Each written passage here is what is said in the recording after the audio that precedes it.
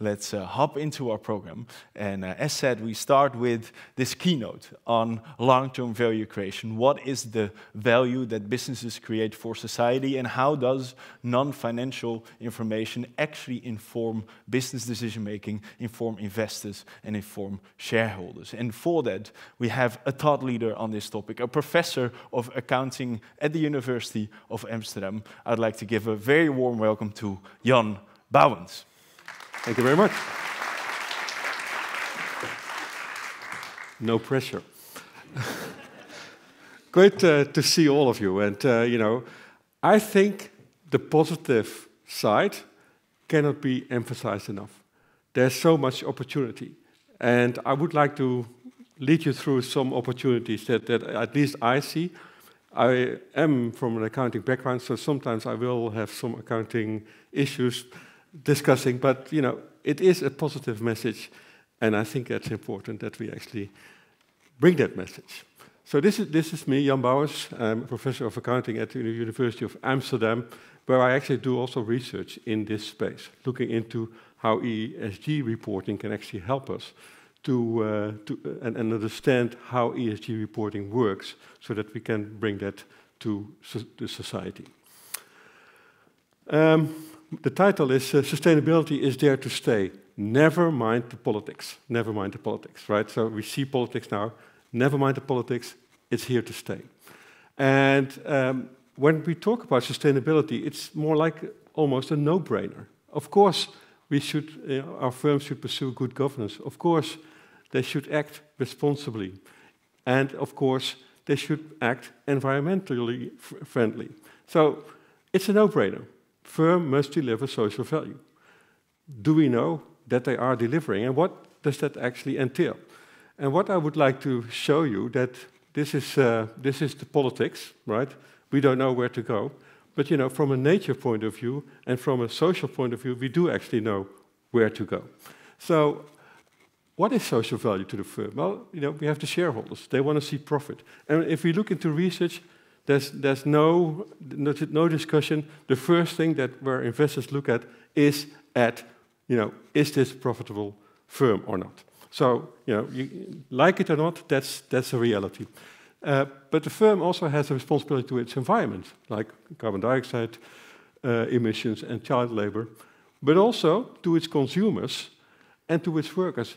Now, it happens to be the case that if you look worldwide, in terms of what firms actually add in terms of their value to society, that these consumers, they benefit the most. So even more than investors. So the fact that these firms are there, that benefits consumers the most. And I want to show you that. So this is a mini lecture that I would like to take you through. So what do we see? We see here quantity. That's the number of products that a firm makes, or services that are delivered, or products like Ahold Delhaize delivers. And this is the price and the costs in euros. And what we see here is the price. So here, many people want to buy because the price is low, and here is the price very high. Few people want to buy the product. And of course, the firm is making costs, so they're not going to deliver at any price.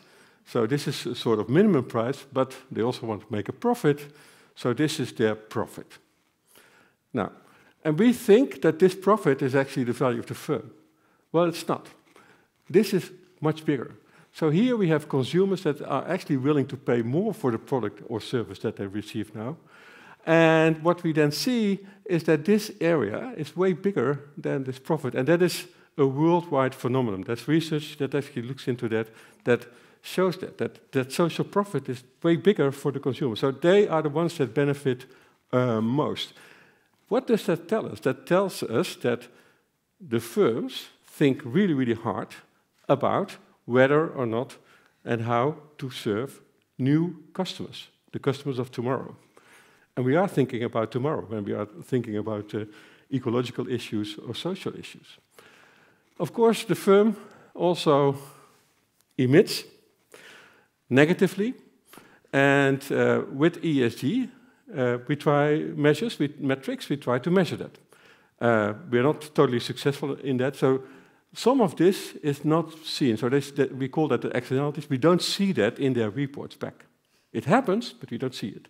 And we try to capture that, and we are a little bit successful in that with the CSRD, but that is not the whole story.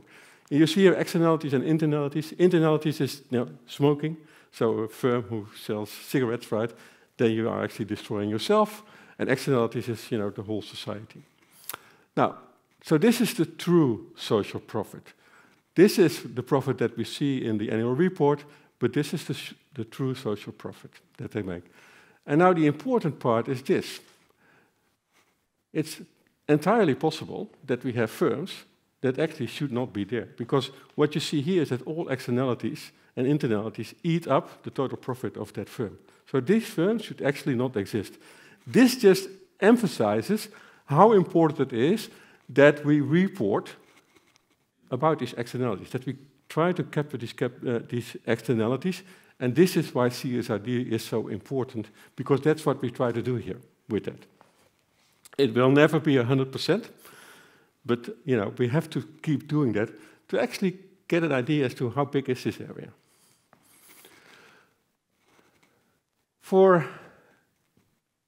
To convince people, we have to convince at least two individuals or two groups. One is the investor, because I already said, they want to see profit. Like it or not, that's just a fact. So we have to live up with that.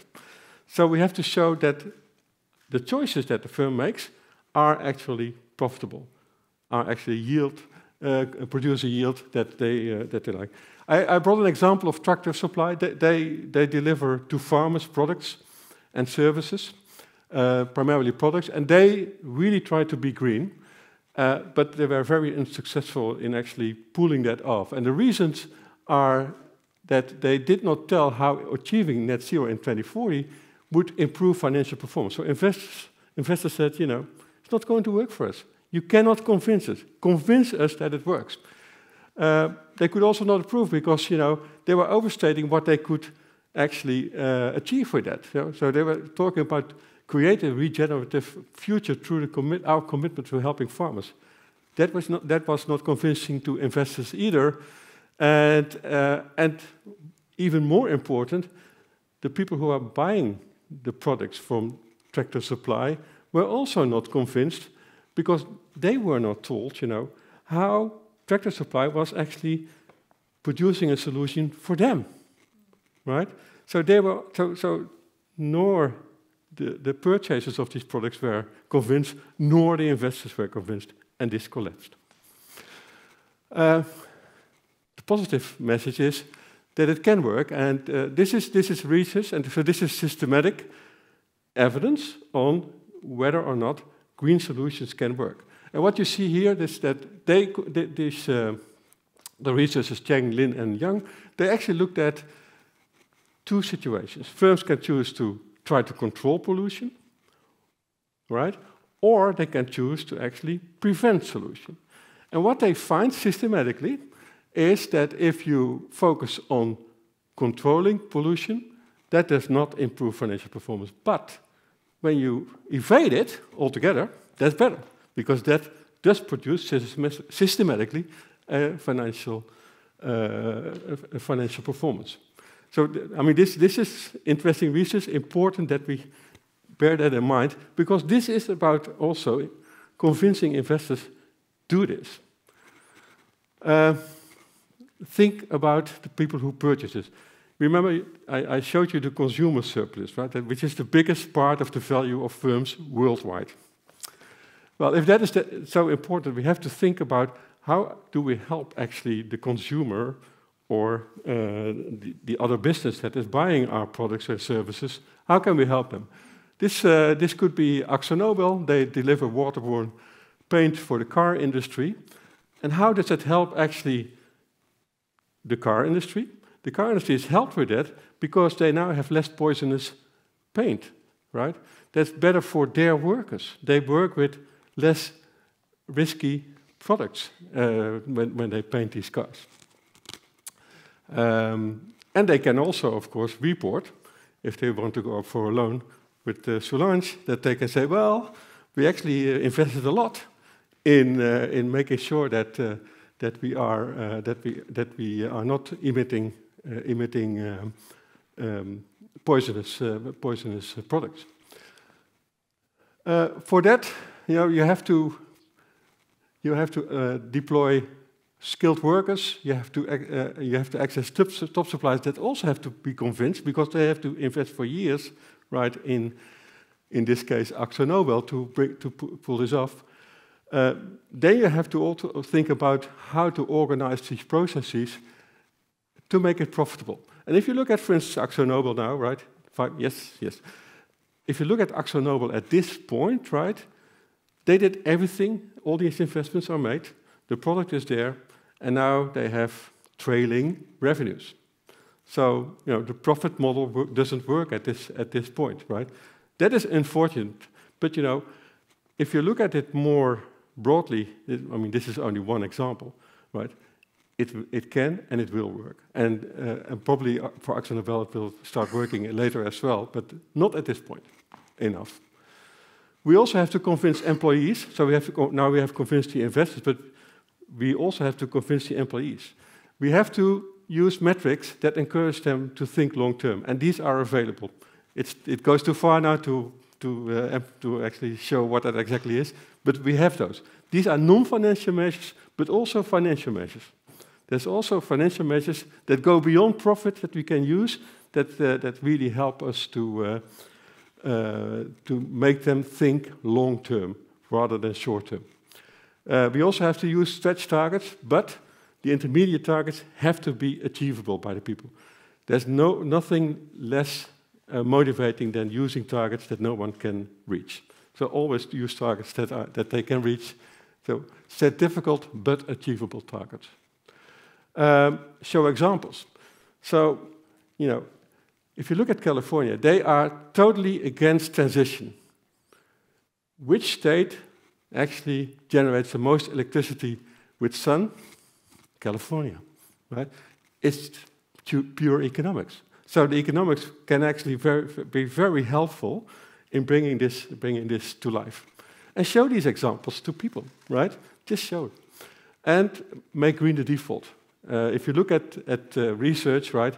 If you make, in this case, green default, that is really helpful. But because people then have to say, well, this is the green solution. What is the green solution, right? That's the first thing in mind that they have to have in mind. And if they choose not to use the green solution, they have to explain why. To conclude, so the metrics that we use in firms, right, are dedicated to profit and profitability. But looking at the consumer surplus that is so big, and there's also actually a big worker surplus comparable to the consumer surplus, then we have to think about what metrics actually to use to better see, how these surpluses work throughout the firm. What is also the case is that for that reason, most metrics are highly distorted. They say that they report value, but they don't. Think of, for instance, customer satisfaction. People are happy with the firm, but if you invest so much that these increases in customer satisfaction are very expensive, right? It's no longer valuable if you do that.